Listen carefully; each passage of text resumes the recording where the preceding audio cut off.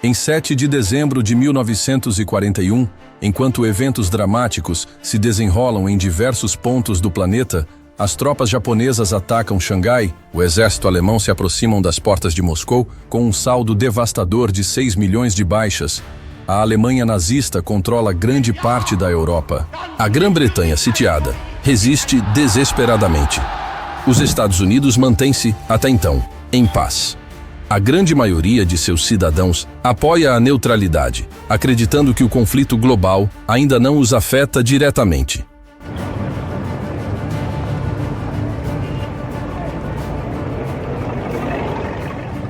Mas na manhã de 7 de dezembro de 1941, às 7 horas e 55 minutos, a paz será abalada. Em um ataque brutal e totalmente inesperado, 360 aviões de guerra japoneses bombardeiam a base naval de Pearl Harbor, no Pacífico. Um golpe mortal que levará os Estados Unidos a entrar na guerra. Este não é apenas um conflito distante, mas uma guerra mundial que, pela primeira vez, afetará diretamente o continente americano. Será uma batalha global que envolverá o eixo e aliados pela luta por recursos essenciais, até o despertar impressionante do poder militar e industrial dos Estados Unidos. Embarque nesta jornada épica pela Segunda Guerra Mundial. Prepare-se para reviver momentos marcantes, conhecer figuras históricas e explorar os bastidores do maior conflito do século XX. Seja bem-vindo ao canal Documentário Terrestre.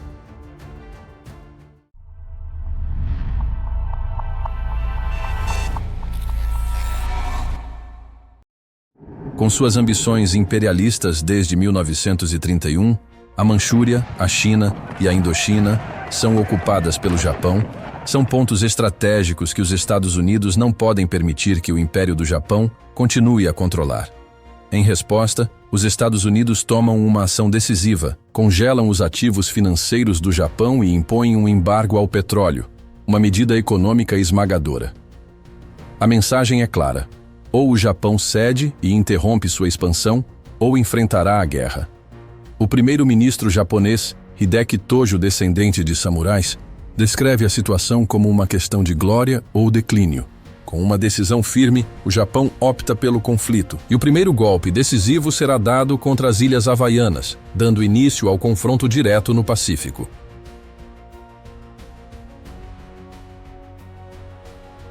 Os japoneses tinham consciência de que não poderiam competir com os Estados Unidos em uma guerra naval prolongada no Pacífico, pois não possuíam a mesma força econômica e militar. No entanto, calcularam que um ataque decisivo contra os principais navios da frota americana no Pacífico poderia incapacitar a resposta dos Estados Unidos por meses. Assim, o ataque a Pearl Harbor não foi apenas um golpe simbólico contra o poder americano, mas sim uma tentativa de destruir o poder americano na região. A inteligência dos Estados Unidos não percebeu a movimentação da frota japonesa sob o comando do almirante Yamamoto, que navegou evitando rotas convencionais e se manteve fora do alcance dos radares americanos. Dessa forma, os japoneses chegaram a 440 quilômetros do alvo sem serem detectados, posicionando-se estrategicamente para um ataque devastador.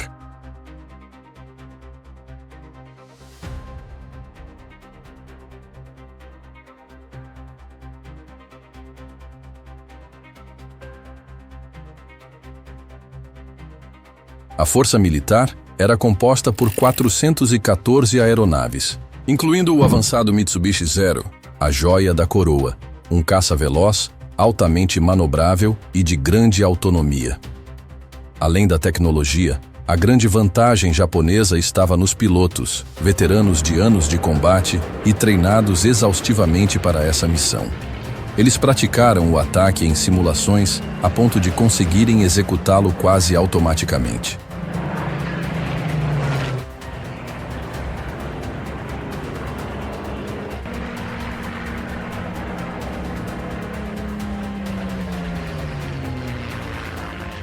Às 7 horas e 55 da manhã, a primeira leva de bombardeiros surgiu sobre Pearl Harbor.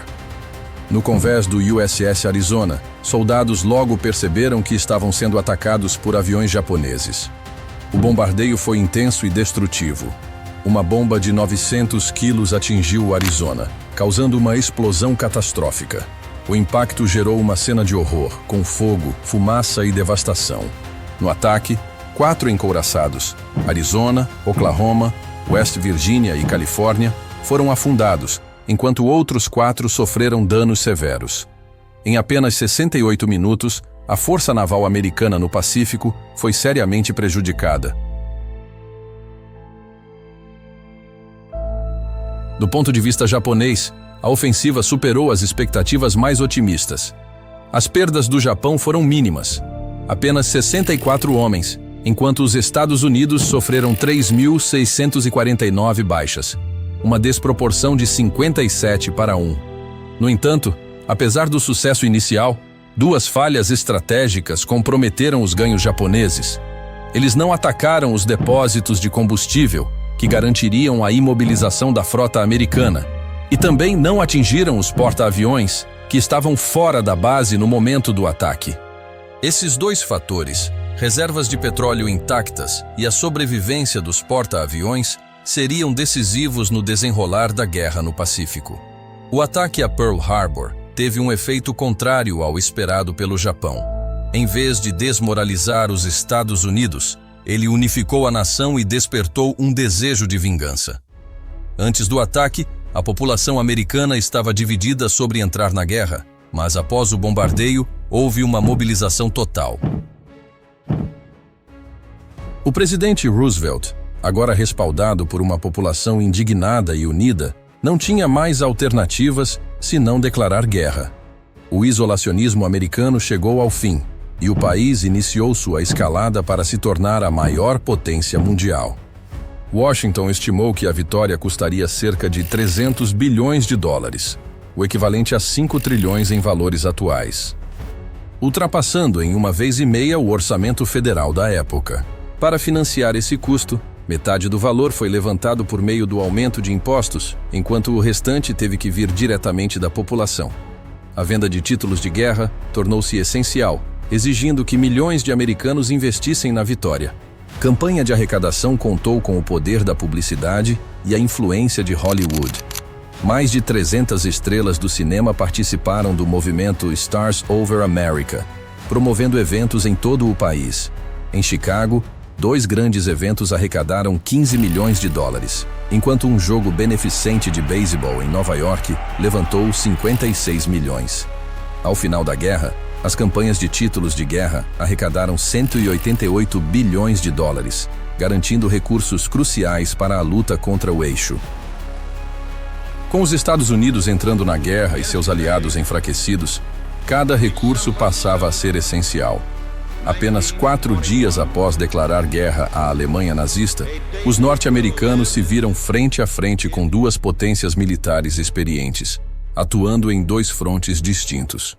O cenário, à primeira vista, parecia pender para a vitória dos regimes agressores.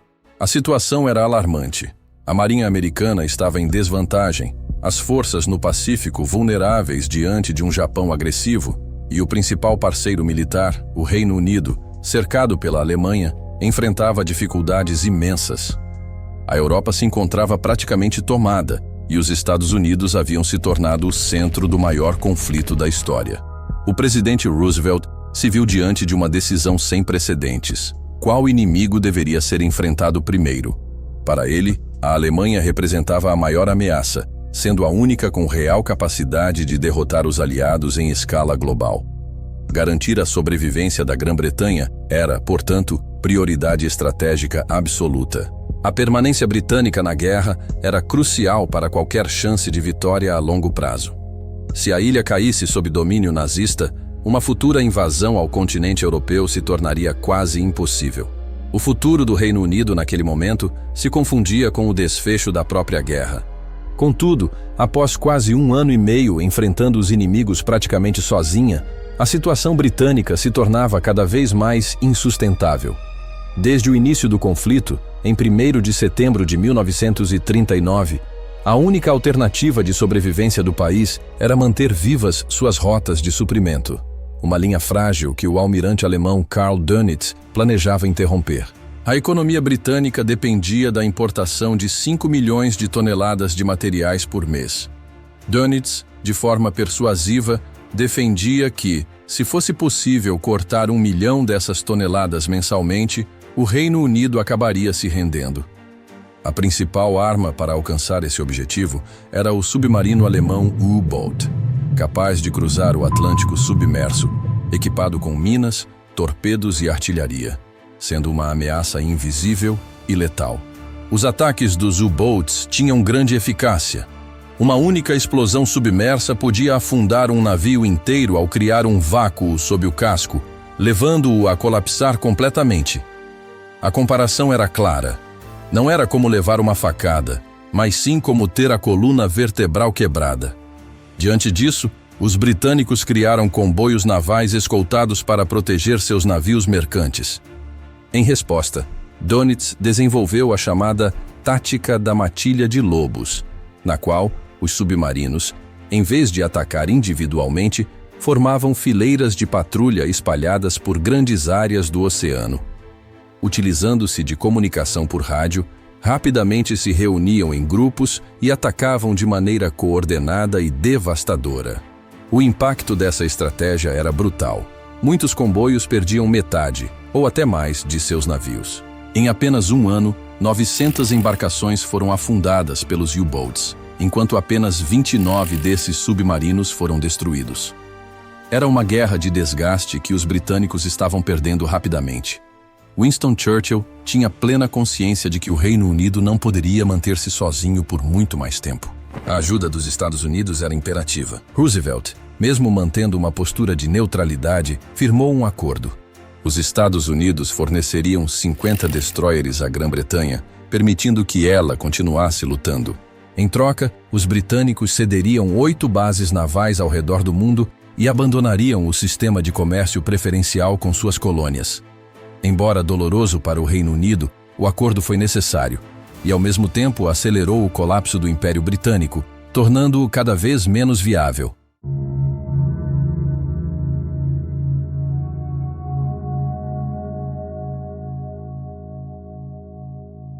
Com o ataque japonês a Pearl Harbor, em dezembro de 1941, os Estados Unidos entraram oficialmente na guerra. A primeira iniciativa militar conjunta foi participar da Batalha do Atlântico ao lado dos britânicos, uma ação que teve um início catastrófico. A entrada americana no conflito não conteve, inicialmente, o avanço alemão nos mares. Pelo contrário, em meados de 1942, os números se tornaram alarmantes. Mais de 2.700 navios aliados haviam sido afundados. A taxa de eficiência dos U-Boats era absurda. Para cada um destruído, 36 embarcações aliadas eram perdidas. Era um ritmo de baixas insustentável e nem mesmo o apoio americano parecia suficiente.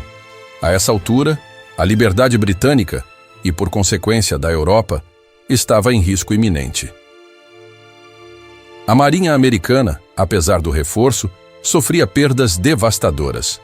Para alterar o rumo da guerra, era preciso ir além da força bruta. Os aliados precisavam vencer na inteligência.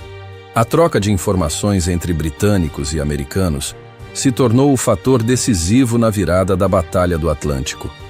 A cooperação tecnológica e científica entre os dois países maximizou os recursos intelectuais e operacionais de ambos. O ponto de partida para essa colaboração foi a missão Tizar, realizada 15 meses antes de Pearl Harbor. Em setembro de 1940, diante da possibilidade real de invasão nazista, Henry Tizard, chefe do Comitê Aeronáutico Britânico, levou aos Estados Unidos o que havia de mais avançado na ciência militar britânica. A ideia era clara: entregar tudo em troca do acesso à capacidade de produção industrial americana.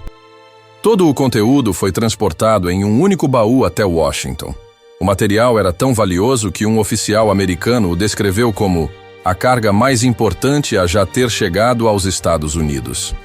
Dentro dele, havia documentos e protótipos sobre motores a jato, foguetes, explosivos plásticos, tanques selados, sistemas giroscópicos de mira, projetos de bombas atômicas e, acima de tudo, o magnetron número 12, Um dispositivo de radar 1000 vezes mais eficaz do que qualquer tecnologia similar americana da época. Essa inovação foi transformadora.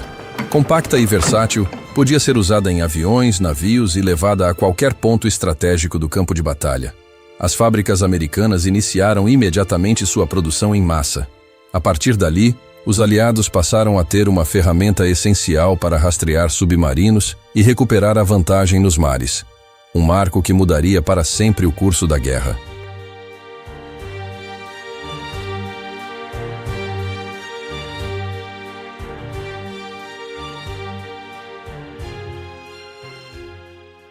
Enquanto os criptoanalistas britânicos decifram o código Enigma alemão, uma peça crucial para o avanço dos aliados se encaixa, e a superioridade tecnológica e estratégica começa a ser utilizada nos comboios navais.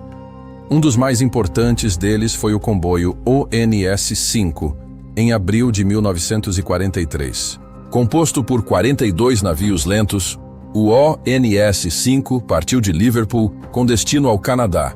Era um alvo perfeito. Dönitz, comandante da força de submarinos, precisava afundar cada vez mais navios. Porém, nesta batalha, ele arriscou demais. Os primeiros ataques dos U-Boats afundaram 13 navios aliados. No entanto, a situação mudou com a chegada de um nevoeiro denso. Munidos de códigos alemães decifrados e radares modernos, os aliados reagiram com eficácia. Dönitz insistiu além do necessário e solicitou mais submarinos, mas foi surpreendido pela força do comboio. O resultado, suas forças foram dizimadas. Após essa batalha, a marinha alemã começou a perder terreno, evidenciando o avanço técnico dos britânicos e americanos na detecção e destruição de submarinos. A partir do ONS-5, a vitória na Batalha do Atlântico começou a parecer inevitável. Com o domínio do Atlântico se aproximando, os Estados Unidos entram em uma fase de transformação industrial sem precedentes. Uma verdadeira revolução social e econômica tem início. O Comitê de Produção de Guerra organizou a distribuição da produção. Tanques em uma região, aviões em outra e assim por diante. Toda a infraestrutura e mão de obra do país foram mobilizadas. Mulheres passaram a integrar a força de trabalho em setores como indústria bélica, transporte e agricultura. Empresas que antes produziam itens civis foram convertidas para atender ao esforço de guerra. Fábricas de carros começaram a fabricar bombardeiros e fábricas de eletrodomésticos passaram a produzir tanques. Os números impressionam. 87 mil embarcações, 100 mil tanques e veículos blindados, 300 mil aviões, 2 milhões de caminhões, 20 milhões de armas de fogo. Entretanto, a decisão estratégica de focar primeiro na Alemanha teve seu preço. A expansão japonesa no Pacífico foi fulminante e surpreendente. Em apenas 6 meses, o Japão conquistou vastos territórios, tomando bases americanas, britânicas e holandesas. 2 fatores explicam esse avanço: a busca por recursos como petróleo e borracha e a necessidade de criar barreiras defensivas contra uma futura ofensiva americana. Em abril de 1942, os Estados Unidos responderam com o bombardeio de Tóquio, lançado do porta-aviões USS Hornet, com 16 bombardeiros B-25. Apesar dos danos materiais limitados, o impacto psicológico na liderança japonesa foi profundo. A simples ameaça ao imperador abalou os militares nipônicos, que passaram a mirar a base americana de Midway. A estratégia japonesa era clara: capturar Midway, estender sua zona de defesa e forçar os americanos a combater em condições desfavoráveis. Contudo, os japoneses desconheciam um fator decisivo. Os americanos haviam decifrado o código naval japonês JN-25. A partir de 1939, sob comando de Joseph Rochefort, analistas da Marinha dos Estados Unidos usaram cartões perfurados e técnicas matemáticas para quebrar esse código. Na véspera da batalha, os Estados Unidos sabiam onde e quando o ataque japonês aconteceria. Midway tornou-se o ponto de inflexão. A Marinha americana, embora enfraquecida, precisava que seus porta-aviões estivessem no lugar certo, no momento certo. Às 4 horas da manhã, os japoneses iniciaram o bombardeio em Midway, mas não sabiam que, a 440 quilômetros, 4 porta-aviões americanos estavam prontos para contra-atacar. Somente às 7h40, um avião de reconhecimento japonês detecta a frota americana. O almirante Nagumo então enfrenta um dilema crucial: manter as bombas nos aviões para continuar atacando Midway ou enfrentar a frota inimiga. Essa hesitação cria um momento crítico, com aeronaves japonesas em espera. Era o instante que os americanos aguardavam. Os primeiros 41 torpedeiros americanos atacam sem escolta e são praticamente dizimados. 35 são abatidos, sem causar dano algum. O Japão parecia ter vencido, mas uma segunda leva de bombardeiros de mergulho chega. Com os caças japoneses fora de posição, os navios tornam-se alvos fáceis.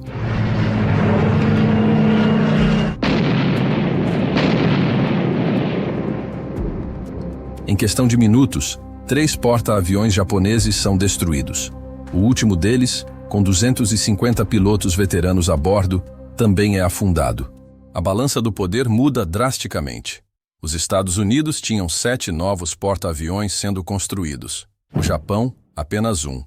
A partir de então, os japoneses são forçados a uma postura defensiva até o fim da guerra. Enquanto isso, no cenário europeu, a supremacia aérea se torna decisiva. 6 meses após o ataque a Pearl Harbor, a guerra entra em uma nova fase. Os aliados deteram o avanço alemão no Atlântico e contiveram a expansão japonesa com a vitória em Midway, em junho de 1942. A ofensiva aérea americana contra a Alemanha se intensifica. Desde o início da guerra, em 1º de setembro de 1939, a Luftwaffe alemã conquistou avanços, subjugando Polônia, Países Baixos e França. A queda da França, em 1940, parecia confirmar a superioridade aérea alemã. Com quase toda a Europa sob controle nazista, Hitler voltou sua força aérea contra o Reino Unido. Em 10 de julho de 1940, começa a Batalha da Grã-Bretanha. A Luftwaffe ataca com intensidade, mas a Royal Air Force reage com força, abatendo mais aviões alemães do que os alemães conseguiam substituir. Em 113 dias, 1.900 aviões alemães foram destruídos, uma taxa de perda insustentável. Hitler foi forçado a recuar e voltar sua atenção para a invasão da União Soviética. Essa foi a primeira grande derrota de Hitler na guerra. O poder aéreo provou-se um novo paradigma no combate moderno. Em resposta, os Estados Unidos investiram pesado na produção de aeronaves. Na fábrica da Ford, em Willow Run, Michigan, foram fabricados 8.500 bombardeiros. No total, os Estados Unidos produziram mais de 127.000 bombardeiros, dos quais 13.600 foram enviados à Grã-Bretanha. A chegada da 8ª Força Aérea Americana mudou o jogo. Impediu novos ataques em larga escala contra o Reino Unido e elevou a moral dos britânicos. No entanto, os pilotos americanos enfrentaram grandes desafios. A defesa antiaérea alemã era extremamente eficaz, e a taxa de sobrevivência nas missões era alarmantemente baixa. Voar um bombardeiro era mais perigoso do que estar na infantaria terrestre. Após perder 1.135 bombardeiros, os britânicos passaram a realizar ataques noturnos. Porém, a eficácia era limitada. Apenas 5% das bombas caíam no alvo. Os americanos decidiram atacar de dia, acreditando que seus bombardeiros, fortemente armados, poderiam se defender sozinhos. Sua principal aposta era o B-17, a Fortaleza Voadora, equipada com múltiplas metralhadoras calibre .50 posicionadas em toda a fuselagem. O plano era voar em plena luz do dia, sem escolta, invadir o espaço aéreo inimigo e lançar uma chuva de destruição com precisão sem precedentes.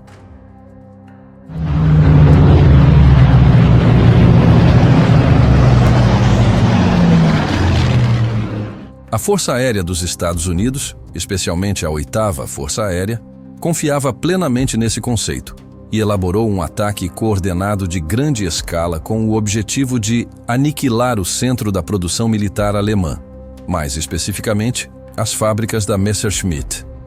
Essa ofensiva, chamada de Missão Schweinfurt-Regensburg, era vista como o grande teste para o conceito de bombardeio de precisão.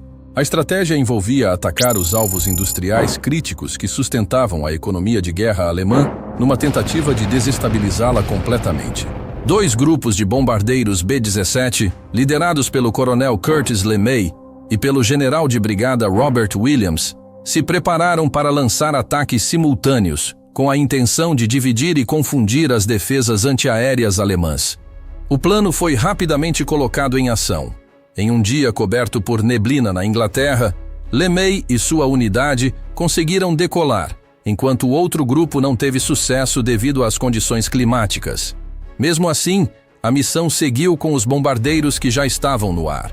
Sem escolta de caças, os bombardeiros se tornaram alvos vulneráveis, sendo abatidos tanto por disparos antiaéreos quanto por caças alemães que se reuniam rapidamente a partir de diferentes pontos da zona de defesa. O grupo que atacou Regensburg seguiu viagem, enquanto os alemães conseguiram reorganizar suas forças e infligir severos danos ao segundo grupo. No fim da missão, 60 bombardeiros americanos foram destruídos, o dobro de perdas em comparação com qualquer ataque anterior.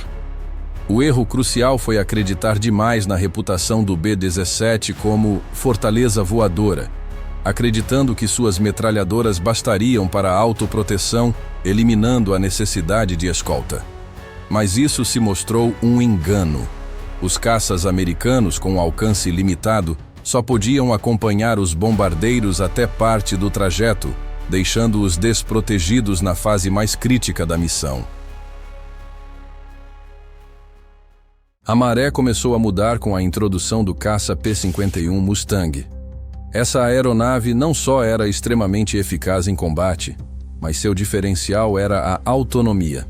Ele conseguia escoltar os bombardeiros desde a decolagem até o retorno.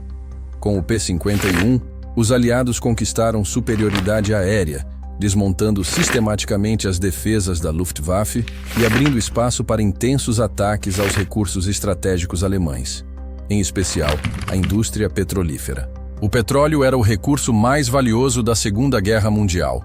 Sem ele, forças mecanizadas não poderiam operar. Enquanto os Estados Unidos eram autossuficientes, com vastas reservas que sustentavam seu poder militar, a Alemanha enfrentava escassez, contando com apenas 20 milhões de barris e recorrendo à produção de petróleo sintético, derivado do carvão e gás natural. Os ataques aéreos aliados começaram a minar essa produção sintética. A maior esperança da Alemanha era capturar os campos petrolíferos do Cáucaso, no interior da União Soviética. Isso levou a um confronto brutal entre os exércitos nazistas e soviéticos, um dos mais sangrentos da história, que se tornaria decisivo para o destino da guerra.